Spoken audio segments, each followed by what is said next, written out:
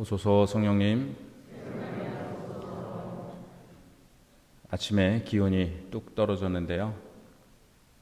감기 걸리지 않도록 특별히 유념하시면 좋겠습니다. 오늘 제1독서에서 바오로 사도는 아담의 범죄와 예수 그리스도의 은총을 비교합니다. 물론 비교가 안 될 정도로 아담의 죄보다 그리스도의 은총이 훨씬 크고 위대합니다. 가톨릭과 개신교회는 원죄 교리가 있는데요. 달리 말씀드리자면 동방교회에는 원죄 교리가 없습니다. 우리의 죄는 크게 두 가지로 나뉘는데, 하나는 내가 의지적으로 짓는 본죄이고, 다른 하나는 아담의 불순종 이후 우리가 물려받고 있는 원죄입니다. 물론 이 원죄는 우리가 세례 때 씻김을 받습니다. 초대교회에서 아구스티노 성인이 원죄 교리를 확립하셨는데, 그 근거가 된 것이 오늘 독서인 로마서 5장 12절의 말씀입니다. 즉, 한 사람을 통하여 죄가 세상에 들어왔고 죄를 통하여 죽음이 들어왔듯이 또한 이렇게 모두 죄를 지었으므로 모든 사람에게 죽음이 미치게 되었습니다. 라는 말씀입니다.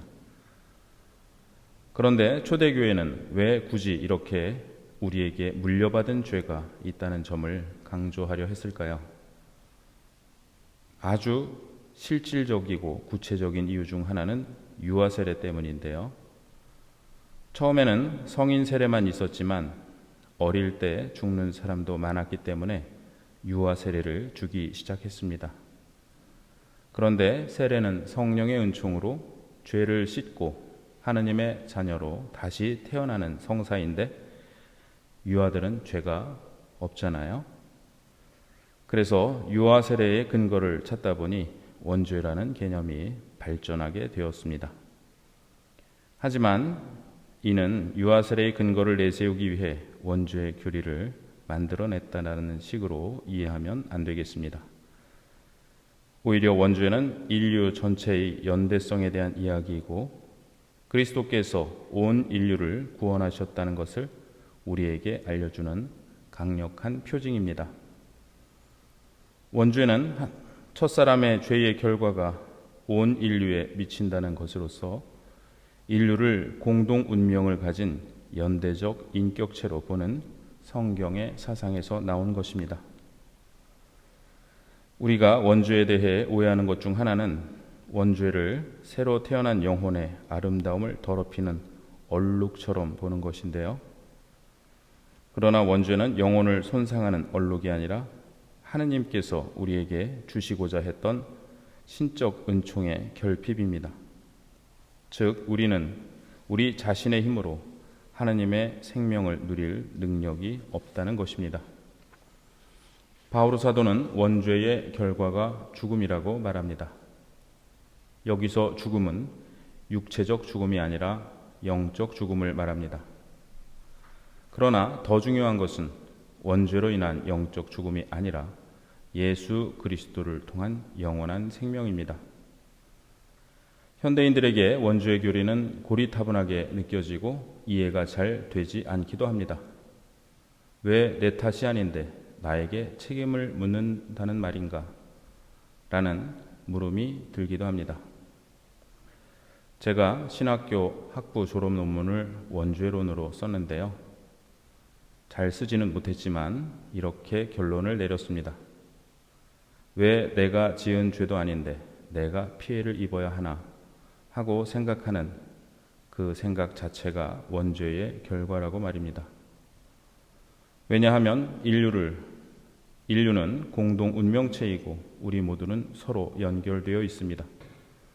죽으면 같이 죽고 살면 같이 사는 것이 인류 공동체입니다.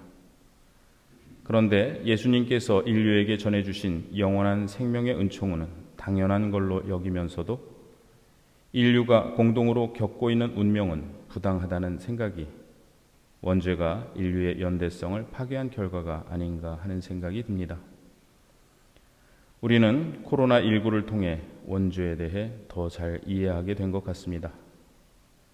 최초의 감염자 한 명으로 인해 모든 인류가 죽음의 공포 속에서 살아왔습니다. 그러나 백신과 면역력이 우리를 공포에서 구해주었습니다. 우리가 받은 그리스도의 세례가 그 백신이고 수많은 성인 성녀들이 세우신 공로가 우리가 갖게 된 면역력입니다. 예수님께서는 오늘 복음에서 주인이 종들을 식탁에 앉게 한 다음 종들 곁에서 시중을 들 것이라고 말씀하십니다. 그 주인은 우리를 죽음에서 구해주시고 영원한 생명을 주신 예수님이십니다. 예수님께서는 우리에게 그 영원한 생명을 오늘도 주고 계시고 우리 곁에서 시중을 들고 계십니다. 이 미사가 바로 그것이 거행되는 현장입니다.